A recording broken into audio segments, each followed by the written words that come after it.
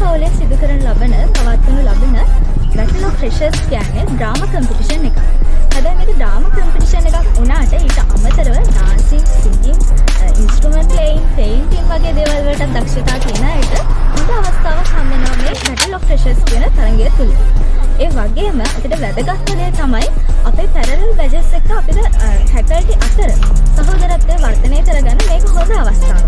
අයියලා අක්කලත් එක්ක එකතු වෙලා අපේ පැරලල් බැචස් වල කට්ටියත් එක්ක එකතු වෙලා මිඩ් එක්සෑම් තියන ASCII වගේම තව එන්ඩ් එක්සෑම් තියන ASCII අසයින්මන්ට් තියන ASCII මේ හැම දෙයක්ම අතරතුරේ හැමෝමත් එක්කම ස්ට්‍රෙස් එක රිලීව්